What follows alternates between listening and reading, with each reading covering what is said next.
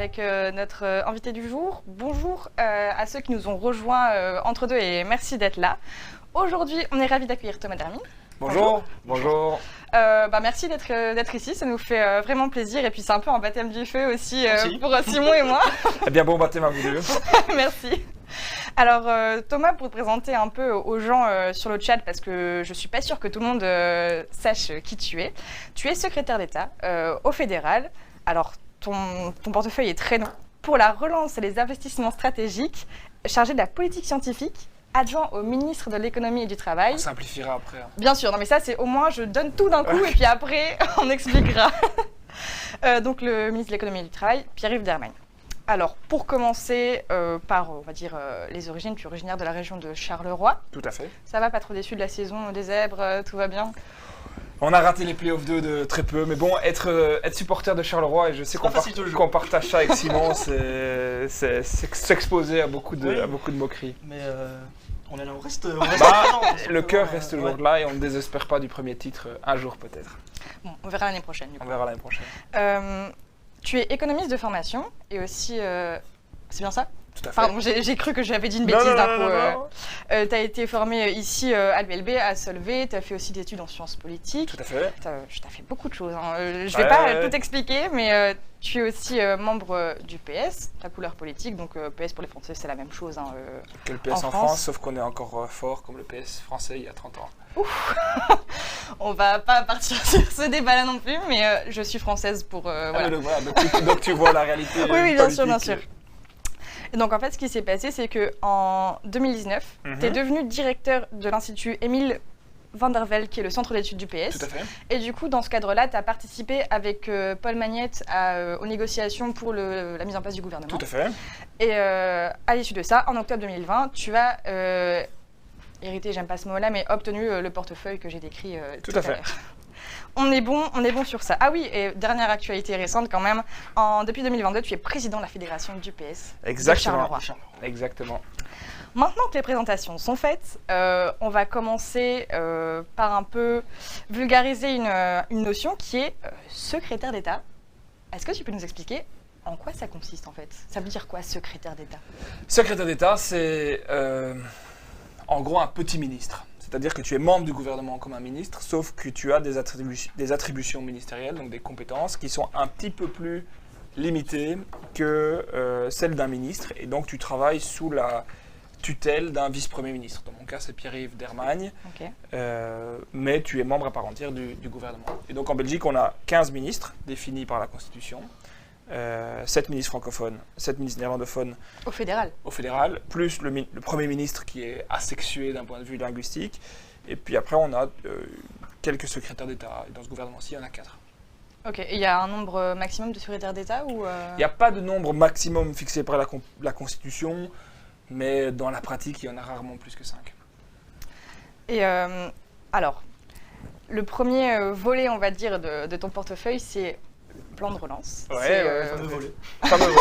Un volet à 20 milliards, voilà. C'est dit. Ça pose les bases. Voilà, pour mettre les choses un peu à plat, parce qu'on va beaucoup en parler aujourd'hui. Est-ce que tu peux expliquer en quoi consiste... alors, au début, on s'était dit, tu as 2 minutes pour nous expliquer ce qu'est le plan de relance, mais on ne va pas te faire cet affront quand même. Est-ce que tu peux essayer, voilà, nous expliquer ce que ça veut dire plan de relance, en quoi ça consiste, et toi, ton rôle là-dedans, c'est quoi? En fait, c'est assez simple de l'expliquer de façon non technique. On s'en rappelle tous, il y a 2 ans, il y avait le Covid. Le Covid, c'est avant tout une crise sanitaire qui a impacté nos familles, les personnes âgées principalement, mais c'est aussi une crise économique, parce qu'en fait, on a décidé à un moment que pour des raisons sanitaires, on mettait l'économie sur pause. Vous vous rappelez, on a fermé les restos, on a fermé les commerces, etc. Le gros risque quand on met l'économie sur pause, c'est qu'en fait, l'économie ne se réveille pas quand on retire les contraintes liées au Covid. Et donc, pour ça, on fait des plans de relance. C'est un économiste... anglais qui a théorisé ça, qui s'appelle Keynes, et qui dit en fait il faut que l'État réinvestisse pour relancer la machine. Donc c'est un peu, si tu veux, on a éteint le moteur, et puis on va réchauffer le moteur, on va remettre de l'essence ou de l'énergie électrique pour qu'il redémarre. Donc ça c'est l'objectif à court terme, c'est de relancer l'économie post-Covid. Et ce qu'on a vu d'ailleurs, c'est qu'en fait, l'économie après le Covid, elle a redémarré relativement bien. On n'a pas eu, comme en 2008, après la crise bancaire, une économie qui restait sous-performante pendant plusieurs années. Et le deuxième objectif, c'est de se dire, tiens, mais en fait, non seulement on veut redémarrer l'économie à court terme, mais on veut aussi utiliser cette impulsion-là pour pas investir pour faire n'importe quoi pour le plaisir d'investir, mais pour essayer de construire la Belgique de demain, c'est-à-dire une Belgique qui est, engagée à fond dans la transition et qui redevient un pionnier dans la transition sur la façon dont on génère de l'énergie, dont on isole nos maisons, une Belgique qui réussit à faire le virage du numérique et qui garde une forme de cohésion sociale très très forte. Et donc le plan de relance, c'est 100 projets, 20 milliards d'investissements, entre 2021 et 2026, et c'est des projets qui vont depuis des trucs complètement fous jusque, par exemple, construire une île énergétique en mer du Nord, jusqu'à rénover pour rendre passif des centaines d'écoles aux quatre coins du pays en Belgique. Et tu as parlé le plan de relance était fort basé sur la transition, Oui. notamment écologique. C'est un des plus ambitieux sur le plan européen en termes d'environnement. Oui, tout à fait. Je pense qu'il y avait un think tank qui avait chiffré ça. On est le deuxième plan le plus vert en Europe. Je pense que devant nous, il y a juste les Finlandais qui sont plus verts. Et donc être deuxième derrière les Finlandais, c'est un peu comme si tu es deuxième au foot derrière le Real Madrid. Pour tout supporter des Zèbres, tu peux être relativement fier. Et c'est vrai qu'on a investi un paquet dans des sujets qui sont absolument essentiels. Pour moi, comme l'isolation des bâtiments. En Belgique, 20% des émissions de CO2, c'est juste parce que l'habitat est mal isolé. C'est pas tellement l'industrie. Il y a aussi l'industrie, mais c'est aussi tout. On a investi, par exemple, dans les réseaux de mobilité partagés. On reconstruit des réseaux de trams, de métro. On a réinvesti dans le rail pour augmenter les vitesses de circulation. On fait en sorte que la Belgique soit le pionnier sur l'économie de l'hydrogène. On sait que c'est un sujet important pour demain. Mais donc vraiment, c'est un plan sur lequel on s'est bien trouvé et on essaye d'engager à fond la Belgique dans la transition. Donc en gros, un plan vert, durable, c'est que les investissements. Ah, il y a un problème. Ouais, je suis désolée, c'est juste que le micro 4 a vraiment un souci, il faut que je change. Ouais. Ah. On va changer ça. C'est Twitch, c'est les petits problèmes techniques et on règle ça en direct. Et donc voici Maxence. Bonjour Maxence, qui a le difficile rôle de la technique. Et qui va nous faire une chronique aussi après, elle fait tout ce soir. Est-ce que... Qui est-ce qui n'a pas pensé à changer la pile? Mais en plus, on en a racheté avant l'émission, c'est ça le pire. On a racheté. On a racheté des toujours piles. quand ça Tu ne va m'entends, pas. Maxence, maintenant. Si, peut-être remonter un petit peu. Il est bien allumé? Oui. Nice. Là, c'est bon, tu m'entends bien? Parle dans le micro peut-être parce que là... Ah. Pourtant, je vous jure, il est à côté de moi, il parle. Bon, c'est pas grave, on t'entend quand même. Ok. Mais si. Je vais parler un peu plus fort. Alors oui, on a des fans du réel dans le chat, donc ça a fait réagir. Il arrive même à parler du réel, il est fort. Et puis il y a Elisa qui te salue et qui dit être supporter de Mons, c'est encore pire. Bon. Mais Mons, Alors, le club, ça il va a, de mieux en mieux, hein. mais il a disparu, le club de Mons, non? Non, il est encore présent d'ailleurs. Il y avait le RAEC Mons qui a disparu, non? Mais ils sont de retour. Ah ok, super, ben, on est Ils ravis sont pour les montés Montois. Il y a eu une montée récemment, je sais pas si. Non, c'est le club des Francs-Borins de Georges-Louis Boucher, donc, qui est monté en D1B, qui est le Si, club... mais le club de Mons. Ah ok, super, bon ben on est ravis de l'apprendre. Ah, Elisa dit on monte en D2, ben, Ah, bravo, bah, bravo. Voilà. bravo aux Sur les amis biens Montois. que j'avais suivi ça. Ah oui, c'est le club qui a fusionné avec Kevy, Je je pense pense, c'est ça. Bref. On nous s'égare. éloigne du sujet de la relance. Pas de souci, football un autre jour. Là, j'avoue qu'on n'a pas préparé ça avec Simon, mais moi j'avoue qu'en Belgique je suis pas très calée, mais j'en perds mes notes. Au niveau de l'environnement, on va revenir là-dessus. Donc il y a le plan de relance. Les projets doivent être lancés en 2000. Avant Avant 2026. 2026. Les projets doivent être réalisés avant 2026. Ah oui, donc Donc, c'était ça. Ah oui, On se tout posait à la fait. question. Non, Est-ce donc qu'ils veulent tout lancer doit être fini d'ici 2026. Donc par exemple ici on a des centaines de chantiers qui vont depuis construire cette île énergétique en mer du Nord, des nouvelles dessertes ferroviaires, rénover des écoles, construire un réseau de distribution d'hydrogène. Et donc là c'est la course contre la montre. Là, toutes les équipes sont sur le pont tous les jours de la semaine pour faire en sorte que les chantiers soient réalisés en 26. Et pour expliquer au chat pourquoi ça doit être réalisé avant 2026, parce qu'on doit aussi recevoir les subventions C'est de ça. l'Europe. C'est une condition en fait si tu veux pour chacun des projets. Merci pour le nouveau follow. Pardon, je te coupe, mais on remercie quand même les gens qui nous soutiennent et qui nous suivent. Tu peux, Simon, je te donne le pseudo à lire parce que je n'arrive pas à le lire d'ici. Gouache. Merci à toi. Bienvenue. Et je pense qu'on a eu un autre follow entre deux, mais voilà. Allez, ben merci Merci. Gouache. Et oui, en fait, pour chacun des projets, c'est comme un mémoire dans cette belle université libre de Bruxelles. Tu as à chaque Des fois bons souvenirs. que des bons souvenirs. Tu as à chaque fois des moments intermédiaires où tu dois réaliser des choses. Et ce qui est certain, c'est que tu dois... La fin de ta seconde session pour le présenter, c'est 2026. Mais du coup, si les projets doivent être terminés d'ici 2026, tu dis que c'est un point qui est présenté aussi comme durable. Est-ce que, par exemple, l'impact environnemental est pensé au-delà de 2026 ? Oui, bien sûr, parce que par exemple, quand... imagine, le cas classique, c'est par exemple la rénovation énergétique d'une école. En Belgique, pour ceux d'entre nous qui ont été dans les écoles en Belgique francophone, la qualité du bâtiment des écoles, c'est souvent des écoles qui ont été construites dans les années 60-70. Donc nous, ce qu'on fait, c'est qu'en fait, soit on reconstruit les écoles, soit on isole les vitres, on place une nouvelle chaudière, etc. Donc les travaux doivent être faits avant 2026, mais l'idée, c'est que ça ait un impact sur la réduction de CO2 parce que tu dois moins chauffer, qui aille bien au-delà de 2026, évidemment. Merci pour les follow, ça fait super plaisir. Et il y a Caillou, attends, tu peux juste me remettre le chat, Maxence, s'il te plaît, parce que il y a Caillou qui nous dit, donc il n'y a pas intérêt à ce que le prochain gouvernement n'annule pas les chantiers. En fait. Ouais, c'est une bonne question, mais effectivement, parce qu'on va changer de gouvernement en Belgique en 2024, enfin, si tout va bien, parce que la formation du gouvernement va prendre quelques mois, je vous l'annonce, et ce ne sera pas un scoop, mais tout ça est gravé dans le marbre auprès de la Commission européenne, donc le prochain gouvernement va devoir suivre l'exécution des chantiers, mais ne peut pas ajouter ni retirer des projets. Et en parlant des financements, tu as vu mon regard sur moi. En parlant des financements européens, en ce moment il y a un blocage qui se trouve au niveau de la réforme des pensions parce que la Commission européenne souhaite que la Belgique présente un plan des réformes, une réforme des pensions, on va dire moins cher que ce qui était prévu de base. Et ça rame au niveau du gouvernement. Ça rame. On ne présente pas ce plan. Et du coup, toi, en fait, tu es coincé et tu ne peux pas demander la première tranche de financement avant d'avoir cette réforme. On va y arriver. C'est assez complexe. Et en plus, il y a eu des rebondissements ces derniers jours. Non, avec Simon, on était ravis. c'est pas complexe. En fait, si tu veux, la façon dont ça marche, c'est que l'Europe a longtemps été un chien. La phrase commence mal. Oui, elle va d'accord.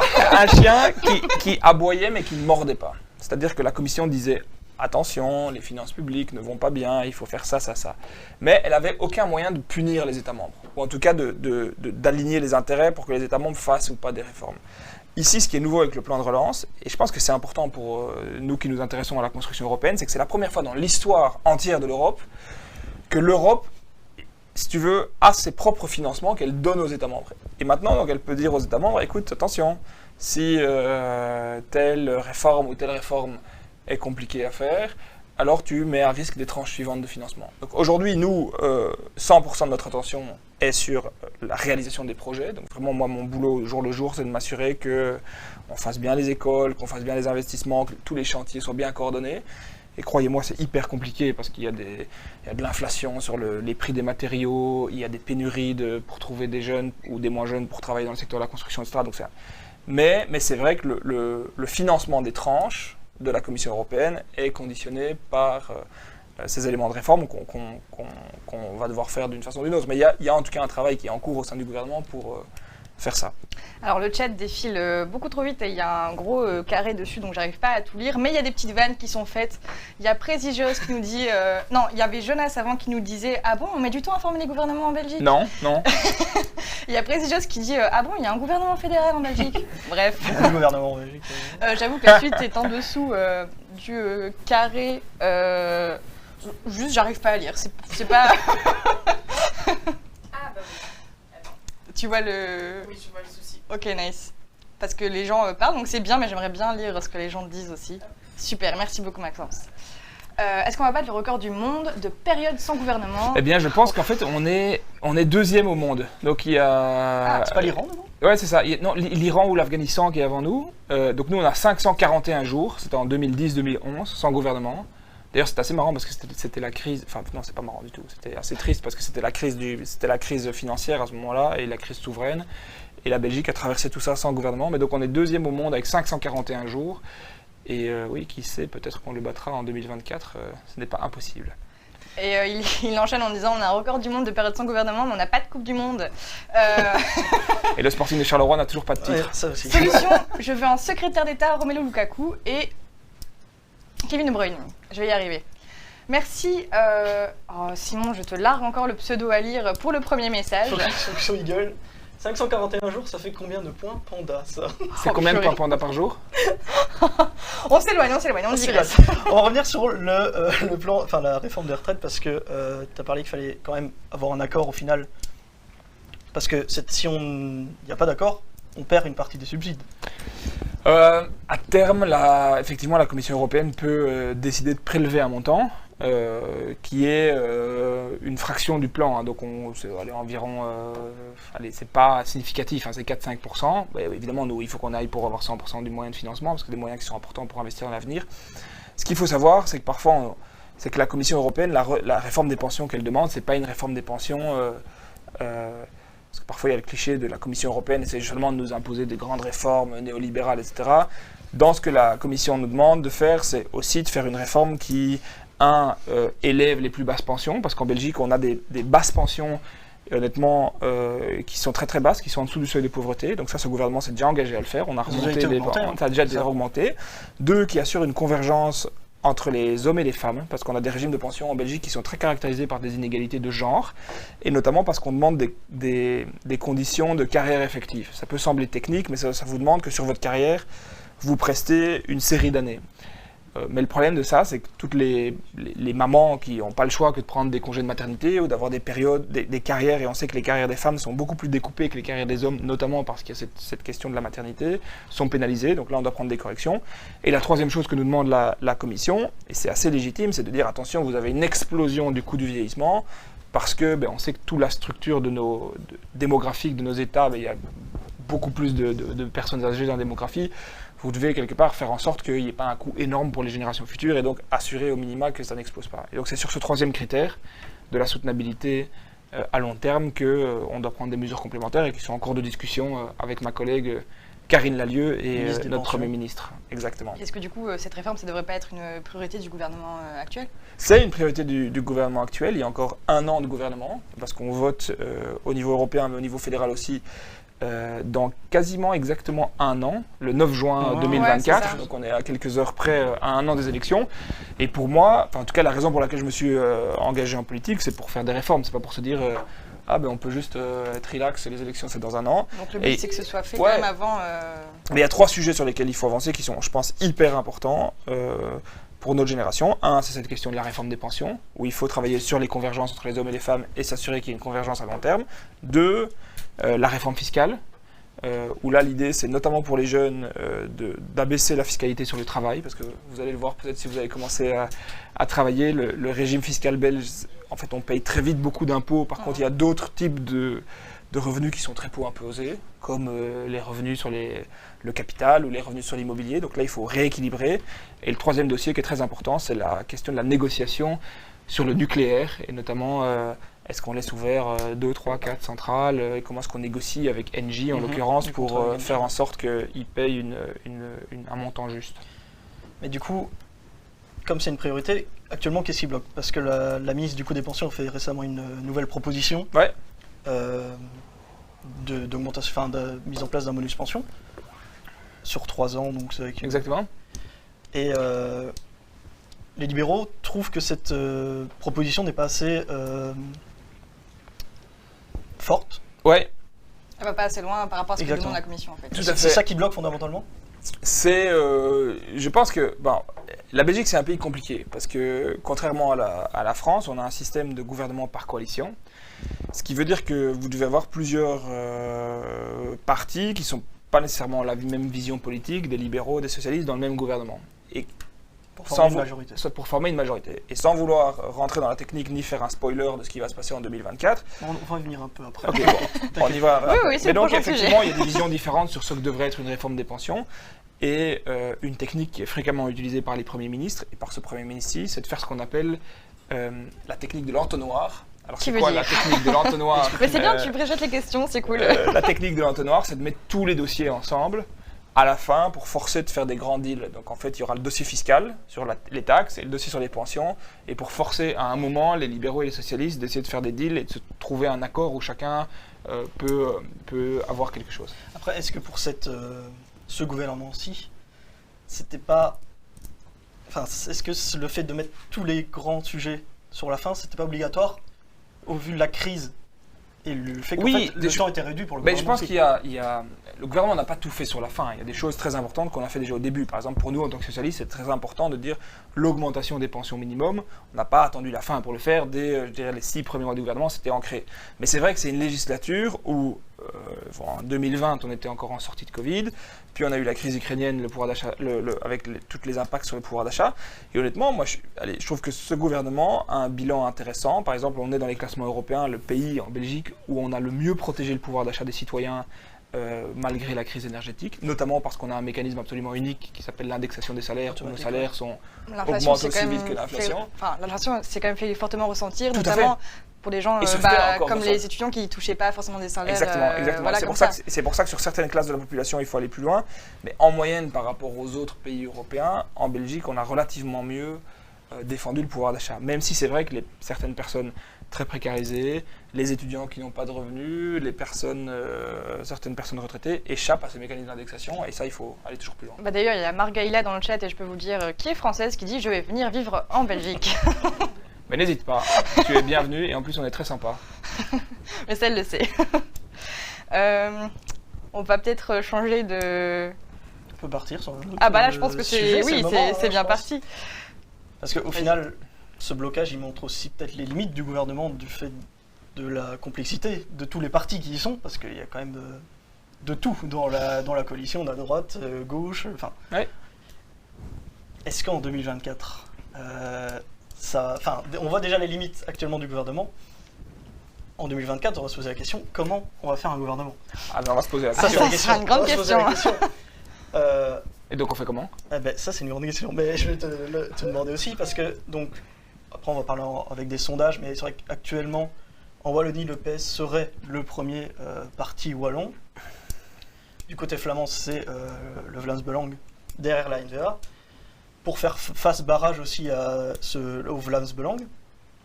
Est-ce qu'à un moment donné, le PS va pas devoir aussi faire des concessions pour former un gouvernement? Est-ce que c'est aussi la priorité du PS d'être au gouvernement, ou il y a une volonté de peut-être juste être dans l'opposition? Écoute, je pense que pour moi, la volonté la raison pour laquelle je me suis engagé en politique et pour laquelle un parti politique s'engage dans l'arène politique, c'est parce qu'il veut changer le monde. Il veut changer le monde avec une vision qu'il a d'un monde idéal. Moi, je suis engagé à gauche parce que je pense effectivement que le monde, naturellement, est caractérisé par des inégalités très fortes. La première étant dans quelle famille on est né. Et donc, il faut avoir des services publics de qualité, qu'il faut avoir un État qui donne un enseignement de qualité, des soins de santé gratuits, une éducation gratuite, pour compenser ces inégalités qui existent, ne fût-ce que par la naissance. Et l'ambition que j'ai, c'est d'avoir quelque part suffisamment de poids électoral que pour m'engager et engager mon parti dans des réformes dans ce sens-là. Augmenter les basses pensions, réinvestir dans les soins de santé, etc. Le problème, et je pense que c'est vraiment important on n'apprend pas suffisamment ça à l'école, c'est qu'aujourd'hui, le Parlement fédéral, c'est 150 sièges. Ouais. Donc si vous allez, 150 sièges dans le Parlement. Si on fait les projections en sièges de ce qui va se passer aux élections en 2024, vous allez avoir effectivement, et c'est absolument effrayant, le Vlaams Belang en Flandre qui sera à 25%. Ça veut dire que 25 sièges. Environ 25 sièges seront au Vlaams Belang. Vlaams Belang pour les Français, extrême droite. C'est extrême droite française, mais flamande, mais une extrême droite qui ne se cache même pas comme essaye de faire le Rassemblement national en France derrière un vernis de droite républicaine. C'est une extrême droite pure et dure, sale, ouvertement raciste, islamophobe, anti-immigration, tout ce que tu peux imaginer. 25 sièges. Donc en fait, et eux, on n'ira jamais au gouvernement avec eux. Enfin, eux n'iront jamais, et nous, on n'ira jamais, parce que c'est juste contre nos valeurs, antidémocrates, etc. Donc jamais ils ne trouveront personne pour s'associer avec eux. Ils seront d'office dans l'opposition. Donc ils seront d'office dans l'opposition. Ce qui veut dire que tu dois faire une majorité, donc 50% du Parlement, sur 150 sièges, moins les 25 du Parlement. Et on a aussi l'extrême gauche, le PTB, qui va aussi faire environ 20 sièges, un peu plus, un peu moins en fonction des sondages, mais eux aussi ils disent, en fait, nous, on ne va pas dans un gouvernement si on n'a pas 100% de notre programme. Mais en Belgique, tu n'as jamais 100% de ton programme. Ça n'arrive jamais. Ça n'arrive jamais. Donc en fait, les leaders du PTB en Belgique le disent ouvertement, nous, on n'ira pas au fédéral. Au mieux, on ira dans quelques communes, mais on n'ira pas au fédéral, on n'ira pas au régional. Et ça, il faut... Parce que c'est des discours très sympas, qui passent très très bien en vidéo, de contestation, etc. Mais ils n'ont pas comme vocation d'aller au gouvernement. Ce qui veut dire qu'en fait, tu as 150 sièges. Tu retires 25 sièges à l'extrême droite. Tu retires 20 sièges environ à l'extrême gauche au PTB. Il te reste 105 sièges. Et là-dedans, tu dois faire une majorité de 50% du Parlement, 75 sièges. Donc tu es quelque part obligé d'avoir des majorités avec des gens qui ont des sensibilités politiques très très différentes, c'est-à-dire des libéraux plutôt à droite et des socialistes à gauche. Et donc c'est ça la complexité du système actuellement, c'est qu'en fait le vote contestataire, et il faut entendre cette colère-là, elle ne s'exprime pas par hasard, mais fait qu'elle déforce les gouvernements qui sont obligés de composer avec des partis qui sont différents d'eux. Et c'est un peu le cercle vicieux dans lequel on est, c'est-à-dire que il y a un vote de contestation qui s'exprime et il faut l'entendre, qui vote pour les extrêmes, mais le fait d'avoir un vote pour les extrêmes fait que les gens sont encore plus déçus des gouvernements parce que les gouvernements ont du mal à fonctionner parce qu'il y a des composantes très très différentes entre eux. Alors il y a un premier message sur le chat de Simon, je te laisse lire le pseudo, Nico. qui dit « Pourquoi affirmer un an avant les élections que le PTB ne voudra pas participer à une coalition alors qu'ils affirment le contraire ?» Non, mais ça je pense qu'on peut répondre à Nico, le PTB le dit explicitement. Le PTB le dit explicitement, ils disent qu'ils vont aller dans des majorités là où ils le peuvent au niveau communal, mais au niveau fédéral, le PTB ne veut pas aller au gouvernement parce que, quelque part, ils ne veulent pas faire de compromis sur leur programme. Or, l'essence de la politique, c'est de faire des compromis, de trouver des terrains d'entente, en tout cas dans un système proportionnel tel qu'il est en Belgique. Après, peut-être qu'ils attendent d'avoir une majorité à eux tout seuls, ce qui arrivera... peut-être un jour, j'en doute, et à ce moment-là, ce sera le grand soir et une forme de révolution, et on changera tout d'un coup. Et au niveau régional ? Au niveau régional, c'est la même chose. Le PTB a dit qu'il n'irait pas dans les gouvernements au niveau régional. En fait, il y a toujours eu, quand vous analysez l'histoire de la gauche, il y a toujours eu une différence qui date depuis les années 20 entre ce qu'on appelle la gauche réformiste, c'est-à-dire la gauche qui accepte le jeu des institutions démocratiques et quelque part l'exercice du pouvoir, qui par essence est imparfait, et puis la gauche révolutionnaire, la gauche communiste, qui dit en fait non, ça doit se passer à travers une révolution et une modification beaucoup plus profonde des institutions. Et en fait c'est marrant parce que c'est les mêmes questions qui se posent depuis le début du XXe siècle qui continuent à se poser aujourd'hui. Je t'ai posé la question sur la coalition, surtout aussi parce qu'on voit quand même, justement, tu as parlé des partis qui devaient discuter entre eux, il y a quand même de plus en plus de fractures, notamment entre le PS et les libéraux. On le voit aussi par les différentes sorties de plusieurs politiques MR, non merci, plusieurs politiques du groupe libéral. Il y a aussi, on voit aussi dans les médias que le PS a l'air de dire que s'ils peuvent faire sans, ils feront sans la NVA. Et il y a aussi une légère fracture, des différences qui commencent à apparaître avec Vooruit, qui est donc le Parti socialiste flamand. Est-ce qu'au final, le PS ne va pas se retrouver isolé dans tout ça en 2024 ? Et c'est ça aussi qui va poser problème dans la formation d'une future coalition. Écoute, il y a toujours une partie un peu de musculation dans les années préélectorales, donc on a tendance à plus voir les différences que les convergences. Avec les socialistes du nord du pays, il y a toujours une entente très forte. Je veux dire, encore ici, avant de venir chez vous, c'était mon apéro avec les socialistes flamands. Et donc effectivement, il y a des sensibilités différentes parce que les espaces médiatiques sont très très différents. Par exemple, dans un espace médiatique où l'extrême droite est à 25%, vous avez certaines sensibilités qui sont différentes que dans un espace médiatique où l'extrême droite, et je touche du bois pour que ça dure le plus longtemps possible, soit est très très bas. Mais sinon, sur l'ensemble, sur les valeurs de base, sur la croyance dans la solidarité, dans la justice sociale, dans la sécurité sociale, on est très raccord. Sur les libéraux, il y a effectivement une tendance, mais qu'on observe dans beaucoup d'autres pays, à faire en sorte que le MR est de plus en plus un mouvement conservateur plus qu'un mouvement libéral. On le voit sur certaines thématiques, notamment la façon dont ils mettent le wokisme en avant et cette espèce de phobie du wokisme sur des thèmes très conservateurs. Et voilà, la NVA, on doit reconnaître que c'est une des forces principales politiques en Flandre, que tout nous oppose. parce qu'ils sont conservateurs sur le plan des valeurs, parce qu'ils croient en un éclatement de la Belgique, là où nous on croit dans le futur de la Belgique, mais quelque part, donc on fera tout pour essayer de faire sans eux. Mais à la fois, on est aussi un parti qui veut s'engager dans essayer de trouver des solutions. Merci du coup Nico pour ton follow, ça fait plaisir pour le soutien. Merci Nico. C'est gentil. Et donc pour continuer sur ce niveau-là, quand on parle de la NVA, Freud, etc., est-ce qu'on ne voit pas, nous en tout cas, la lecture qu'on a eue, c'est est-ce qu'il n'y aurait pas une fracture qui se dessine entre flamand et wallon, ou est-ce que finalement ça va se résorber cette fracture et elle ne va pas forcément se voir beaucoup en 2024 quoi. Ben, c'est une question qui est vraiment intéressante, c'est que quand on fait des sondages et qu'on demande aux gens en Flandre et en Wallonie des questions sur leur sensibilité politique, c'est-à-dire est-ce que vous croyez dans la solidarité, est-ce que sur l'écologie vous êtes... Est-ce que tu veux l'eau ou pas? Non merci, c'est gentil. Est-ce que vous êtes... qu'est-ce que vous pensez de l'écologie? Qu'est-ce que vous pensez de l'ouverture sur le monde, etc. Ce qu'on voit en fait, c'est que les Wallons sont très peu différents des Flamands. Par contre, ce qui est très très différent, c'est quelque part la construction du discours politique, qui fait que l'espace est très polarisé à droite en Flandre et plutôt gauche, centre-gauche en Wallonie.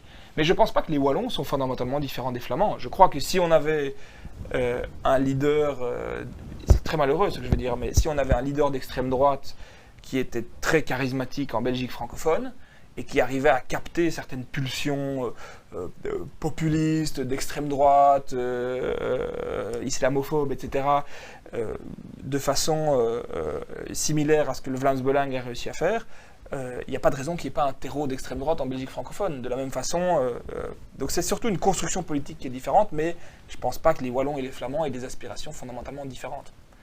C'est juste que l'espace médiatique, l'espace politique est structuré très différemment. Et pour parler de manière un peu plus personnelle, on va dire, est-ce que toi, je sais pas, dans la région de Charleroi, tu aurais quelques ambitions à ce niveau-là? Moi, j'adore ma région de Charleroi. C'est une ville très particulière parce que c'est une ancienne ville industrielle qui a beaucoup souffert, qui a une mauvaise réputation. Elle a été élue par un quotidien néerlandais, je pense, la ville la plus moche du monde. Mais c'est une ville où il y a une chaleur de vivre incroyable. C'est une ville qui est très belle, en fait, qui est très verte, où il y a une vraie gaieté de vivre, où il y a des réussites économiques qui sont incroyables. Et donc, il faut quelque part mettre toujours ces atouts en avant. Donc oui, j'ai envie de m'engager pour ma région. Et on s'y engage, par exemple, à travers le plan de relance. On fait des projets extraordinaires à Charleroi. On construit, par exemple, la plus grande école de biotechnologie à Charleroi. On travaille sur des nouvelles casernes pour que des jeunes puissent s'insérer via des nouveaux métiers dans la défense. Donc il y a vraiment beaucoup de projets qu'on fait.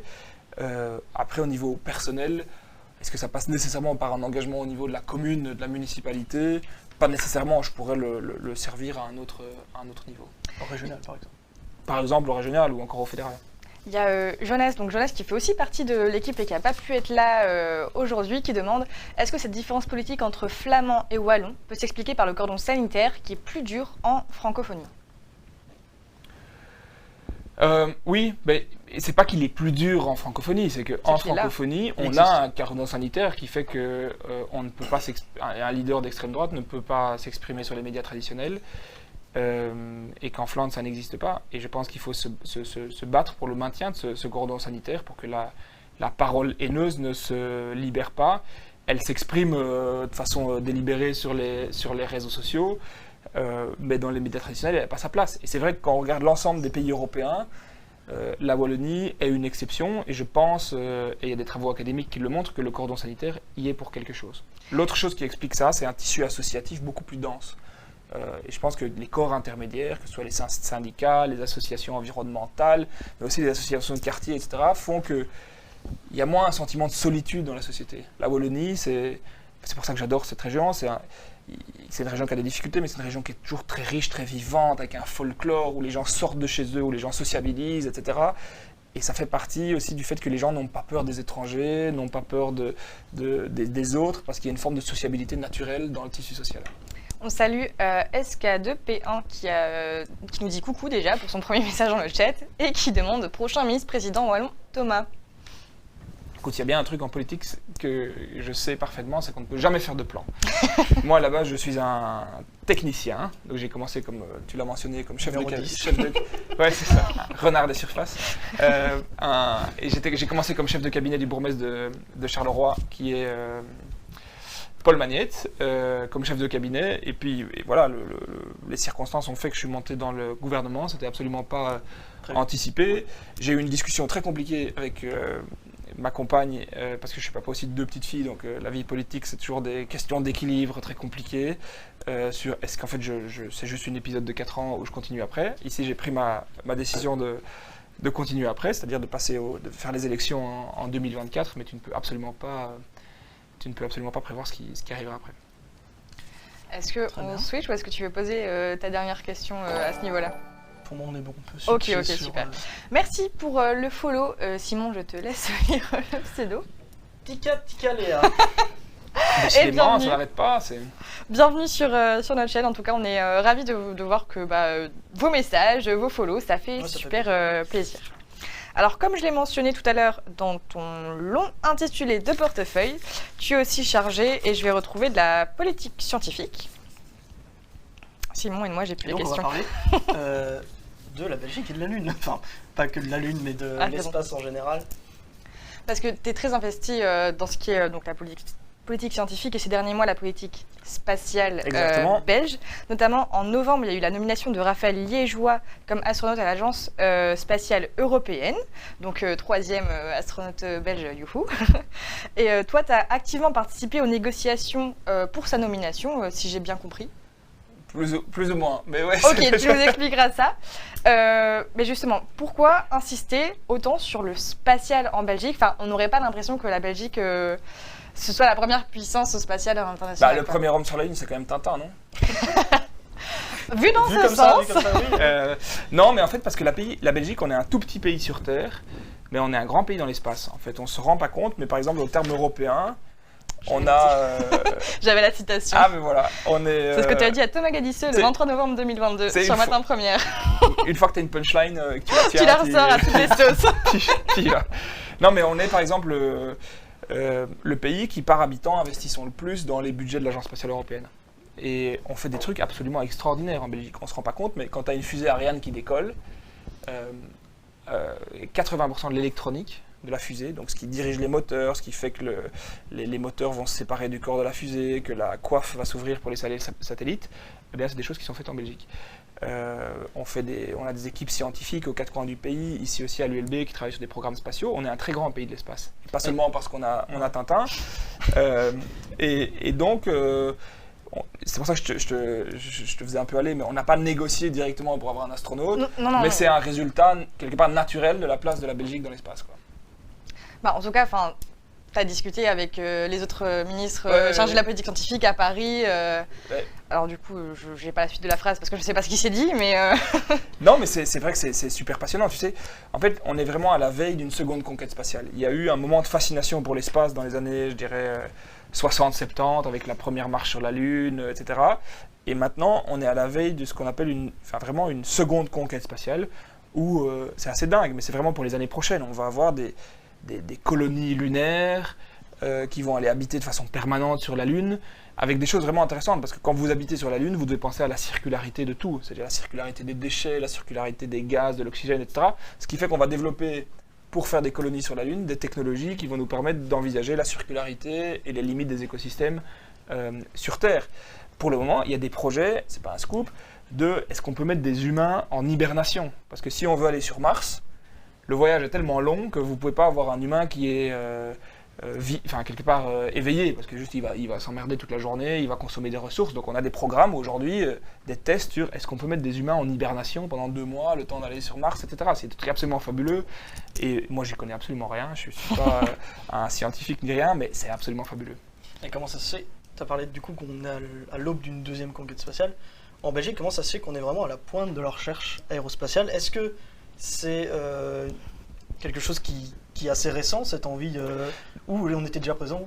Non, en fait, depuis les années 60, on est présent. Et en fait, pour une très bonne, très simple raison, c'est que en Belgique, et singulièrement en Wallonie, c'est vraiment un sujet, ça vaut la peine de le dire, mais En Wallonie, on a une histoire très très forte dans la métallurgie. On se rappelle qu'il y avait des grandes usines sidérurgiques à Liège, à Charleroi, dans les Hainaut.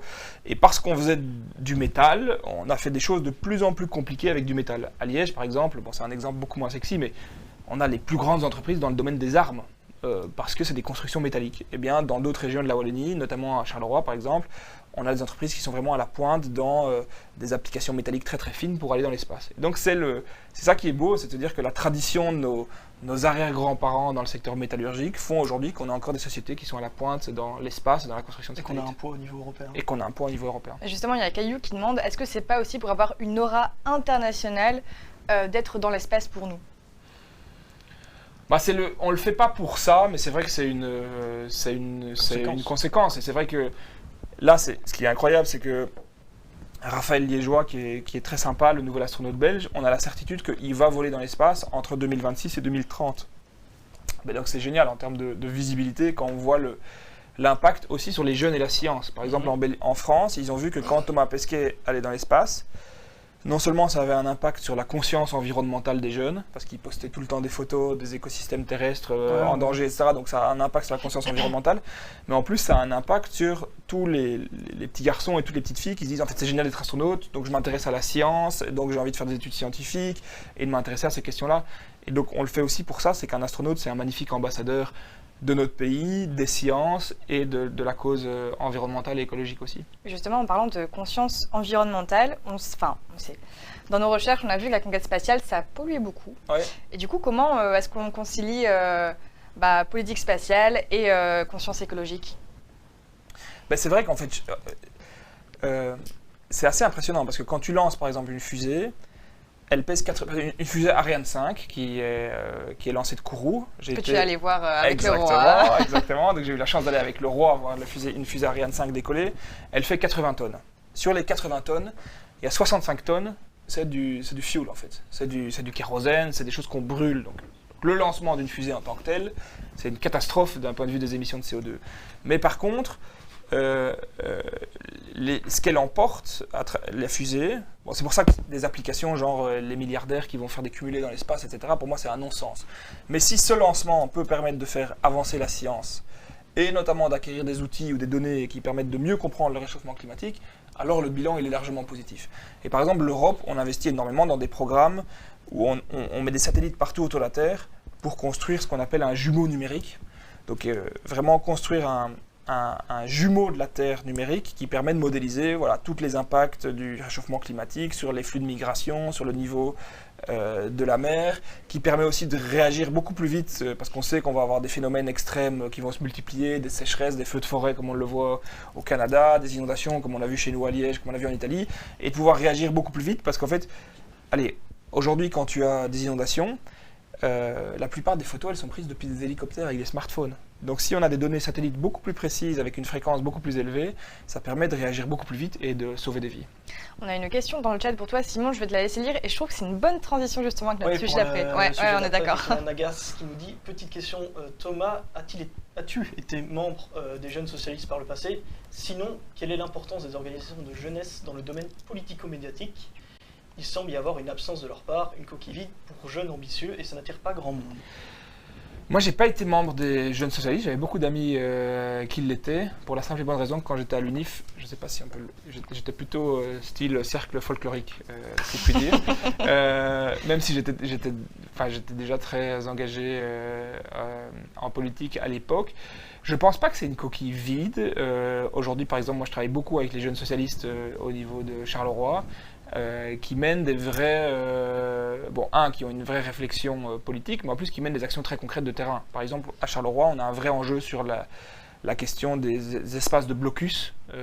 Comment on fait pour rendre, et c'était très vrai en Covid, mais ça reste vrai aujourd'hui, avoir des espaces chauffés, isolés, calmes pour les blocus. Et donc, par exemple, les Jeunes Socialistes à Charleroi organisent avec d'autres partenaires du monde associatif des espaces de blocus et c'est des trucs très, très bien. Ils nous aident sur beaucoup d'événements, sur beaucoup de mobilisations et mon conseil vraiment c'est dans une période qui est quand même assez sombre, je veux dire on a quand même un retour très inquiétant de l'extrême droite, etc.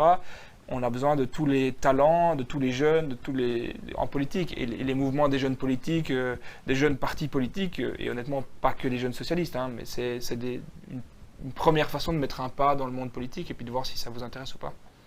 Et justement, nous, en fait, ici dans l'émission, ce qui nous tient à cœur, alors on n'a pas invité non plus 35 000 politiques, tu es le deuxième ici, mais Qui nous, était le premier? Margot Duré, Ah, super. députée écolo, Très sympa. qui était là en janvier avec nous, et donc voilà, tu es le deuxième. Et nous, on veut aborder avec vous le sujet, enfin, vous politiques, les jeunes et la politique. Parce Ok. que on sait que, enfin voilà, nous on fait partie de cette tranche-là, on sait qu'il y a un désintérêt ou même des fois un désamour de la part des jeunes pour la sphère politique en général. Et du coup, toi, en tant que personnalité politique, comment on intéresse les jeunes? Comment on va les chercher en fait? Comment on s'adresse à eux finalement? Ben, je pense en utilisant le langage, c'est-à-dire pas faire du jeunisme dans le langage, ou parfois moi je vais prendre par exemple une histoire qui nous aide tous, et j'imagine qu'il va beaucoup retourner aussi, c'est l'affaire de Sanda Dia sur le... C'est la prochaine on va en chronique. parler après. Ah ben voilà, Donc, moi c'est un truc, honnêtement, je vais vous dire honnêtement, le truc me révolte. Enfin, je trouve que tous les ingrédients c'est horrible cette histoire. Je veux dire, sur le fond, sur la réaction, je sens une profonde injustice, etc. Et donc je me suis dit, tiens, est-ce que je vais réagir, et y compris, on a vu par exemple Sami Madi qui a fait une réaction sur les réseaux sociaux, c'est un scandale, justice de classe, etc. Ou comme certains partis qui ne sont pas au gouvernement, le PTB notamment, en disant... Pour ceux qui ne comprennent pas, du coup, c'est la chronique qui suit. Hein, enfin, voilà. Et donc, il faut à la fois utiliser des codes et des moyens qui sont les jeunes. Et moi, ça me fait toujours rire. Mon attaché de presse, il raisonne il faut faire un article dans le soir, il faut aller sur un JT, etc. Mais la moyenne d'âge des gens qui regardent le journal télévisé, ou le journal parlé, comme on dit en Belgique, c'est 65 ans. Donc il faut quelque part aller sur les nouveaux supports. Et c'est pour ça qu'avec ici une équipe avec laquelle je suis ici, on travaille beaucoup sur les réseaux sociaux. Mais c'est pas pour ça qu'il faut non plus prendre les jeunes pour des cons. Et notamment cette affaire Sanda Dia, c'est une vraie question de fond. C'est-à-dire, est-ce qu'on pense ou pas que la justice est indépendante? Est-ce qu'on a vraiment fait l'exercice du fond d'aller lire le jugement, etc. C'est des questions super compliquées. Et donc, pour moi, ça passe par un engagement via des codes et via de la communication et des plateformes que les jeunes utilisent, mais sans nécessairement se dire que parce qu'on communique sur des formats plus courts ou plus simples, on ne doit pas ou aller moins dans le fond des choses. Il y a du coup Jonas, encore une fois, qui nous dit comment on les fait voter aussi, parce que je ne pense pas qu'on soit spécialement désintéressé, mais ça ne se traduit pas par des passages par l'urne. En Belgique, on a un système un peu particulier où on a, voilà, c'est la réponse de Champy, qui dit que le vote est obligatoire en Belgique. Mais c'est vrai que c'est un enjeu. Il ne faudrait pas voter parce que c'est une obligation, mais voter parce que, honnêtement, la démocratie n'est pas un système parfait, mais c'est le moins pire des systèmes. Et moi, ce qui m'inquiète le plus, c'est de voir que quand on fait des sondages dans la génération des jeunes, il y a en fait une partie significative qui pense qu'un système autoritaire, ou en tout cas où il y aurait un leader fort, charismatique, qui prendrait des décisions plus tout seul, serait beaucoup plus efficace qu'un système démocratique. Et ça, c'est profondément inquiétant. Mais justement, en parlant de sondage, je suis tombée sur un sondage qui dit que, donc, qui a été fait par l'ONG Plan International, qui dit que 50% des jeunes filles entre 15 et 24 ans en Belgique ne se sentent pas entendues ou comprises par les politiques. Est-ce que tu portes une attention particulière à ce public ? À fond. Et je pense que, singulièrement au Parti Socialiste, on est en pleine... on a eu un retard, je pense, jusqu'il y a 4-5 ans. Mais aujourd'hui, par exemple, sur toute la constitution de nos listes, sur la constitution de nos instances, on veut, et c'est pas un choix, et c'est 100%, enfin, parité parfaite. Et on a encore été plus loin ici pour s'assurer que, par exemple, nos instances internes, le bureau, on compense éventuellement un déséquilibre de genre dans un sens comme dans l'autre par des nominations externes pour compenser. Je pense que c'est absolument essentiel, ça ajoute beaucoup au débat. Au sein du gouvernement fédéral, on a une parité parfaite.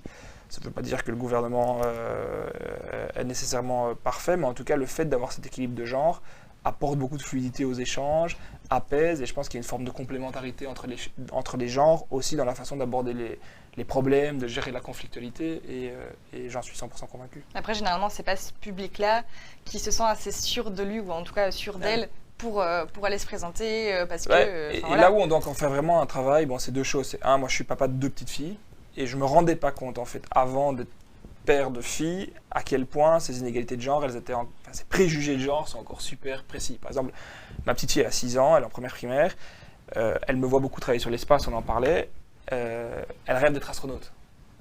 Son institutrice primaire, première réflexion, c'est de lui dire « Ah, mais c'est pas un métier de fille, tu vois ».